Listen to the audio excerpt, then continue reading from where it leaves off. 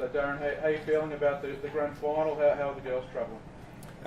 Yeah, the girls are travelling well. It's been a really good week. Came together. Obviously, the awards on Monday night. That was a really nice result for the club, and then Jazz winning also the Players MVP was really nice. So there's been a couple of really good individual recognitions for the club and the team, and we had a good session on Tuesday and again yesterday. So yeah, it's been a good week. Brave the trilogy. Much has been made of the fact that these two teams have played 3 grand finals in a row. In terms of setting the standard for the rest of the comp, you want to play the best to be the best. Is this the team that you had your eye on all year going, I think we might make them at the end and that's what we're shooting for? A couple of years actually. Our last 3 haven't been so good against North, but I reckon we've grown a fair bit since round 5 this year, so we've put together a pretty good back half of the year. But yeah, having said that, there are a number of teams now in our competition that are starting to really emerge. I felt like last weekend there was a fair bit of sentiment for Carlton and Melbourne coming into that prelim weekend. So we've got some serious rivals snapping at our heels. But the way it's turned out in the last 2 or 3 years, we've sort of got to that last game.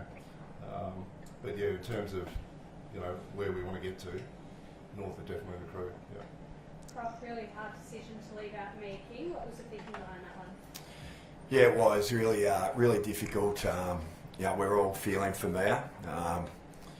So this is meant to be an enjoyable week, grand final week, but for a coach that has to, and a match committee that has to make that decision, it becomes pretty tough.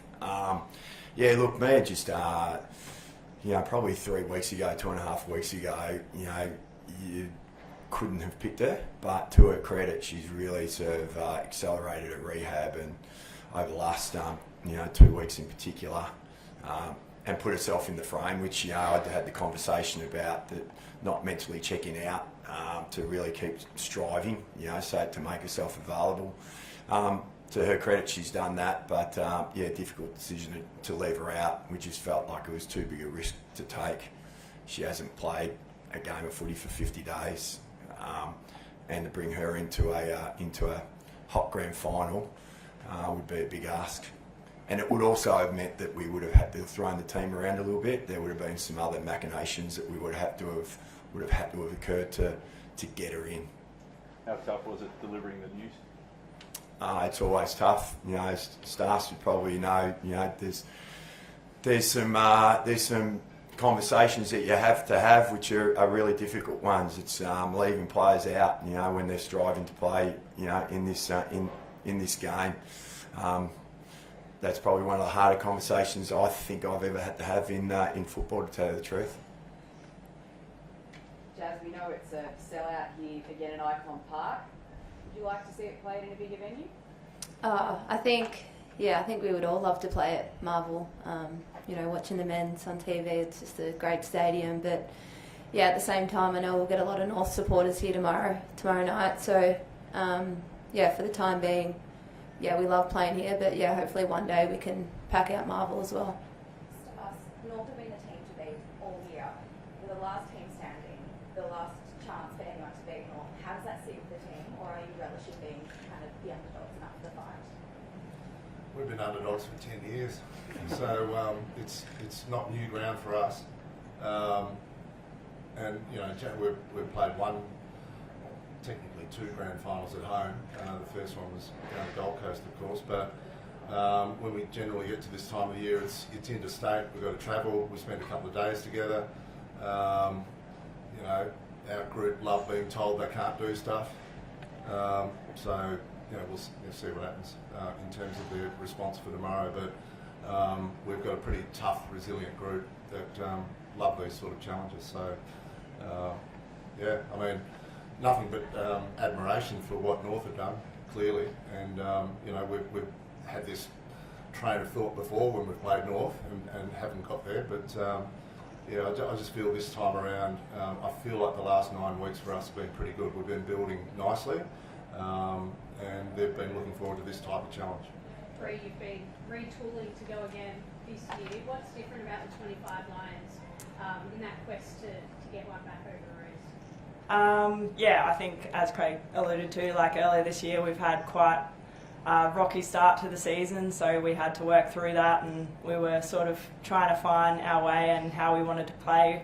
So working through that definitely helped build resilience, as hard as it was at the time. But yeah, I think just the belief in the group through that period to get through it and come out the other side stronger. I think we've improved a lot over the year, and yeah, obviously since last year and that final game, obviously you sort of analyse everything and even everything you say and do and all that sort of stuff. So to get here again and have the another opportunity is just unreal. Sorry, Darren, just to go back on what Jazz was talking about with Melbourne Stadium. Is it time to have a bigger venue for these grand finals? I think Jazz, spoke about it pretty well. We love playing here at Marvel to a packed stadium. We get great support here. I think when the game can actually justify filling a Marvel stadium, I think that's the time to move it. Now, I'm not too sure whether that's right now, but I know the players would love to play at Marvel one day when the game can sustain filling that, and I'm sure as coaches we'd love to coach there. But yeah, whether we could sell that out at this stage, I'm not too sure. Craig, you mentioned before a fair bit of growth since round 5. Please elaborate a little bit on that. Was it a tough review after that loss? Was there something specifically you wanted the group to really work on?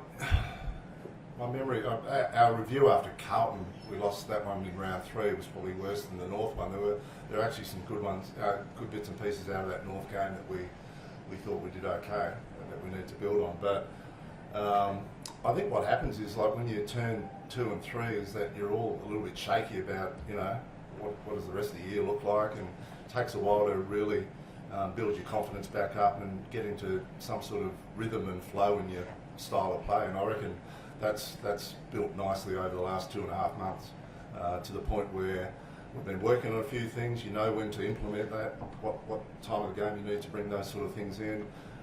You've got your your standard DNA in your game plan, and that stuff has always been really, really strong with us. But it's just taken a while for us to mesh the two together and use what we need at the right times. And I think then you start to get into a bit of flow and rhythm and start to play with a bit of freedom. And that's happened in the last 2.5 months. We've had Melbourne twice in the last month, and like last weekend, they gave us a real test. So I thought, I don't know how Croc feels, but I really rate Melbourne as a footy team. And we played them twice in the last month and come out with a good side. So I think that's given us a really good preparation coming into tomorrow. Right, you've got Nicole Bresnahan as your cup presenter, should you salute. Who came up with that idea? It's not common to see a current player. I think it was the club, actually. I think Jen Watt may have actually come up, with the idea, which is great. It's so good. Obviously Flash has had a difficult year with injury, and it's lovely if we can salute that she gets up there and presents a cup. There's a sense of deja vu from that 23 season. You had some rocky moments early and came good at the back end. Have you felt that at all, or is that just an external? It's really hard leading into this week, honestly. You just prepare as best you can, and you get all these feelings and all that sort of stuff, but you sort of got to park it a little bit and just focus on the process a little bit more, and not get caught up in the emotion of it all. So a bit boring, Jim, but we're just focused on the game at the moment, honestly, and just enjoying the week. I think the other guys alluded to, it's a pretty massive week, and with so much going on, you just got to enjoy every moment, because they're bloody hard to make. They're even harder to win, so yeah. It's your seventh one during the week, Star said he doesn't necessarily enjoy grand final day. Can you share that viewpoint? I think it's, I actually have had the privilege of sitting with Craig in the box over the last month when I was out for injury, but don't like that. I'm not a good spectator, hey, so I'd much prefer to be playing, you're in a lot more control, so I think I'll stay with that side, hey. Got quite a scare last week against FDs. What have you taken from that, and have you changed a few things, or there's a few things leading into this one now? As Stas alluded to, really rate Melbourne, with their direction and the way they're going about their footy. We felt like it was the ideal preparation for us, being challenged in that way. And we had to, we looked at a few things this week where we probably sort of got a little bit sloppy in a couple of areas of our game, just, because we hadn't been challenged to that extent. So we've been able to look at that closely this week and hopefully address that and tidy up a couple of things. But we just feel like it was just a perfect preparation game for us leading into a grand final. Do you fear it perhaps gave the Lions a bit of a blueprint or some key ideas to how they can really challenge you? I'd have to ask that one. But look, it may have given them some thoughts. I think it's part of our job as coaches to look at, closely at any time a team gets challenged and what teams may or may not have done to try to take away our best football. We still believe that our best football is pretty strong and will hold us in pretty good stead. I will ask the Stars. What did you learn from the weekend at Melbourne's performance? That was a good handball, wasn't it? You know that game, Whack-A-Mole? It's a little bit like that. Something else pops up. They've got so many strengths that, a couple of things Melbourne did pretty well, but something else will pop up that we'll have to deal with. So it's a bit like that. Jazz, your first full year as captain, how have you found the experience? It's been really good. Obviously, grand final week, a little bit different this year doing this. But no, I've loved it. Had a lot of support from Carnes and the rest of the leaders. But I think a big thing for me was, Croc said it at the start when I was given the captaincy was, don't change and just keep doing you. So, try not to change too much and, a lot of stay the same. And Croc, how have you seen Jazz's leadership develop over this year? Outstanding. I always thought that her growth would lead her to this. We just love the way, as she said, she just, does her each and every day. Comes in, sets a great standard for all the other players, but in her own manner, very unflappable and measured in her approach. And when she does speak up, it carries a lot of weight because everyone respects her so much within our program, and I think even in the wider football W community. So she's done an outstanding job. Darren, how have you kept your group grounded and focused for these last couple of years when you've been winning so? Probably don't think it comes down to me too much. I think we've got a pretty consistent program that we don't get too emotional about things. We don't ride get caught up too much in the highs and don't get too flat about the downside of things, which we haven't had too many in the last 24 months. But we keep it pretty measured and consistent. We come in each week. Each week looks similar. Within just a little bit of change of stimulus every now and then to lighten things up, but the playing group have to take a lot of credit. We've got some great leaders, some experienced players who are fantastic around just keeping the standards and driving the standards, and not just driving and maintaining, but lifting the standards all the time around the club. Jazz, how have you and how have the team handled being undefeated as you get into this finals run? Has it weighed on anyone at all, do you think? No, I don't think so. I think, we're led well by Croc and the coaching staff. And as he spoke, after a game, it's, it does stay the same. We always review things we've done well, but there's always improvements to get better. So I think we, just try to stay in the moment with that and, not try to think too much ahead. And, Ash spoke about it at the start of the week, prelims can be a little different. So there was a few nerves going into that game just because you're not there yet, but I thought the way we responded, being 3 goals down in a prelim's not ideal, but the way we responded to that and we got ourselves back in the game, and I think the girls are ready for tomorrow night. Jazz, you've got a chance to make history tomorrow night, become the first AFLW club to go back to back. What would that mean for the group? I think any team to go back to back is it's massive, but can't really think about that too much yet. We'll prepare well today, tomorrow, and just go into the game. Ready, but just looking forward to it. Great, there's a bit of history for Queensland if you guys with the cup as well, winning both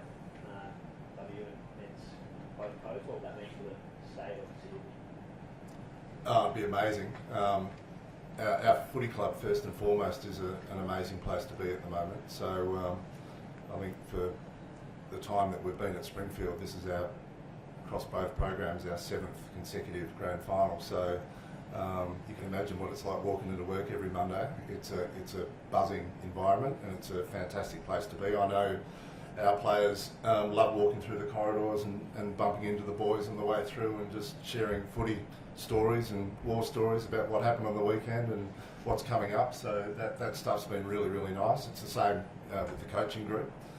And then the broader story is what the Bronx have done this year as well. So we actually had Julie Robinson, one of their players, in to have a bit of a chat on Wednesday about what they went through, and it was enlightening. So yeah, but the city's definitely up and about in terms of their footy codes at the moment, and yeah, would be lovely to finish it off for them.